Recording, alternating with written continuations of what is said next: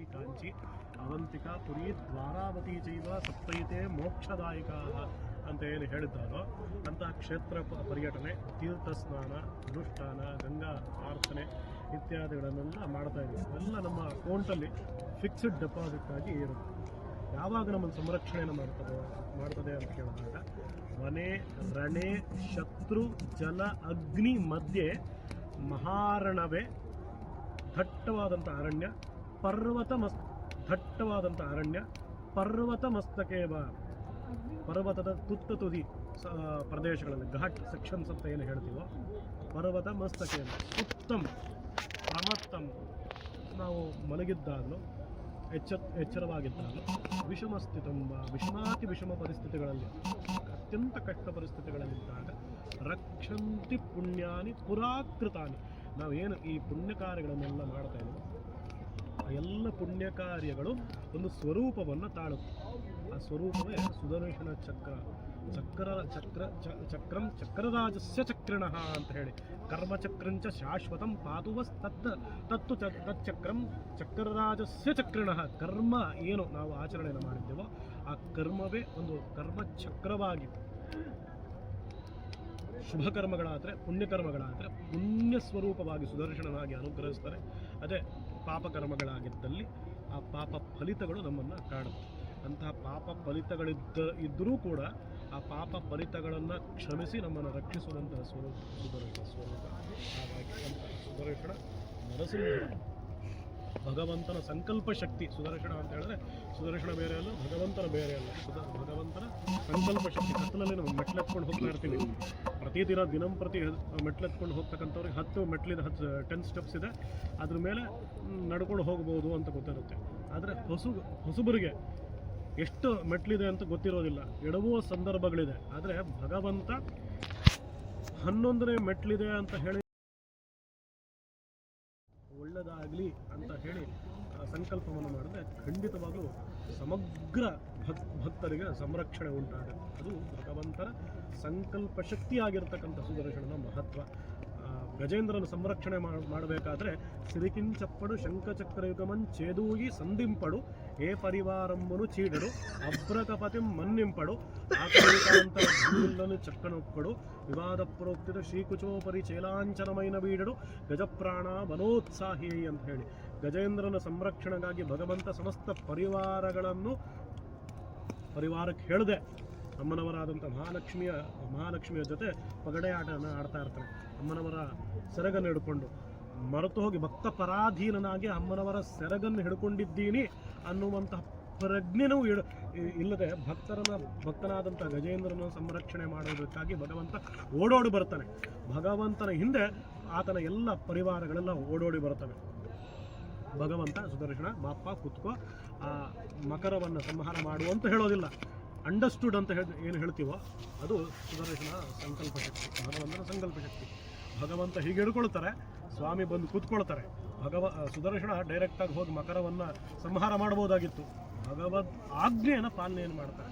ಸ್ವಾಮಿ ಹೀಗೆ ಹಿಡ್ಕೊಳ್ತಾರೆ, ಸುದರ್ಶನ ಬಂದು ಕೂತ್ಕೊಳ್ತಾರೆ, ಪ್ರಯೋಗ ಮುದ್ರೆಯನ್ನು ಬಂದು ಕೂತ್ಕೊಳ್ತಾರೆ. ಭಗವಂತ ಪ್ರಯೋಗವನ್ನು ಮಾಡ್ತಾರೆ. ಗಜೇಂದ್ರನನ್ನು ಸಂಹಾರ ಮಾಡಬೇಕು, ಮಕರವನ್ನು ಸಂಹಾರ ಮಾಡಬೇಕು ಅಂತ ಸುದರ್ಶನನಿಗೆ ಹೇಗೆ ಗೊತ್ತು?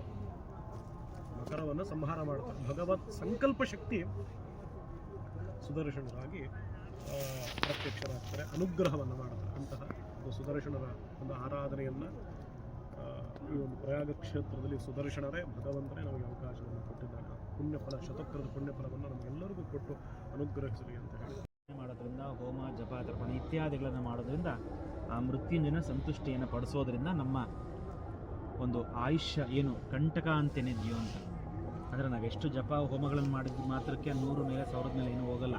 ಫಿಕ್ಸ್ ಆಗಿಬಿಟ್ಟಿದೆ, ಏನು ಆಯುಷ್ಯ ಫಿಕ್ಸ್ ಆಗಿಬಿಟ್ಟಿದೆ.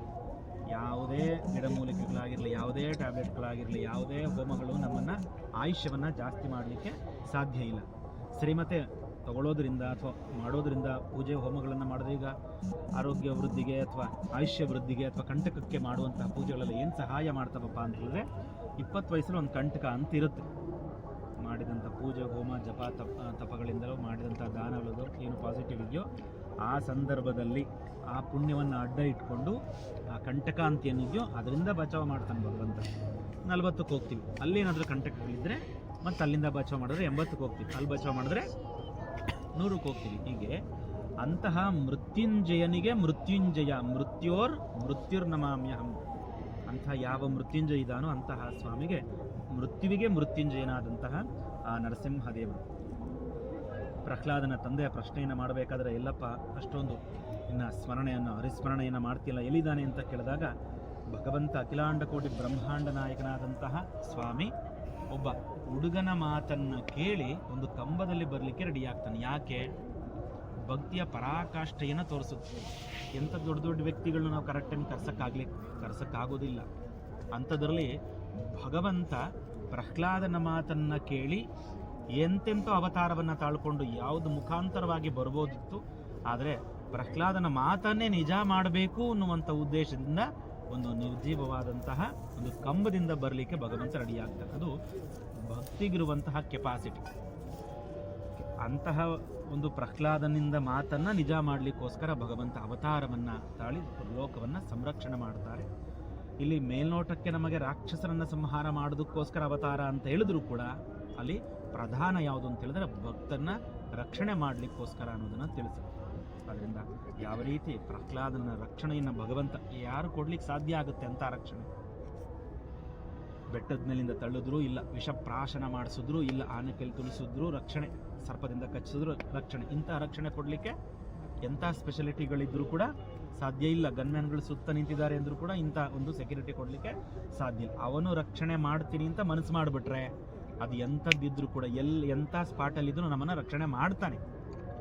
ಅವನೊಬ್ಬ ನಿನ್ನ ರಕ್ಷಣೆ ಮಾಡಲಿಕ್ಕಾಗೋದಿಲ್ಲ ಅಥವಾ ಮಾಡಲ್ಲ ಅಂತ ಅವನು ನಿರ್ಧಾರ ಮಾಡಿಬಿಟ್ರೆ ಸಾವಿರಾರು ಕೋಟಿ ಜನ ಮಧ್ಯದಲ್ಲಿದ್ದರೂ ಕೂಡ ಅವನನ್ನು ಹೊರತುಪಡಿಸಿ ರಕ್ಷಣೆ ಮಾಡಲಿಕ್ಕೆ ಯಾರು ಕೂಡ ಇಲ್ಲ. ಅದರಿಂದ ಅಂತಹ ನರಸಿಂಹನ ರಕ್ಷಣೆ, ಪ್ರಹ್ಲಾದನನ್ನು ಯಾವ ರೀತಿ ರಕ್ಷಣೆ ಮಾಡಿದ್ದೀಯೋ ಆ ವಿಧವಾದಂತಹ ರಕ್ಷಣೆ ನಮಗೂ ಕೂಡ ಪ್ರಾಪ್ತವಾಗಲಿ ಅಂತ ಹೇಳಿ ಪ್ರಾರ್ಥನೆ ಮಾಡಿ. ತದಸ್ಯ ಪ್ರಿಯಮವಿವಾದೋಶ್ಯ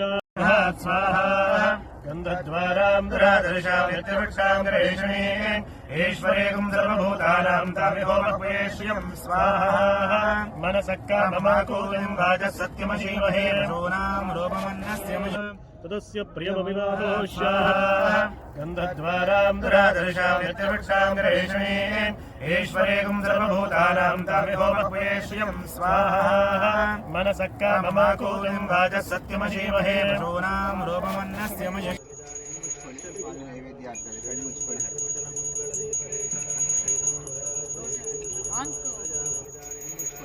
ನೈವೇದ್ಯ ಆಗ್ತದೆ. ಕಣ್ಣು ಮುಚ್ಕೊಳ್ಳಿ.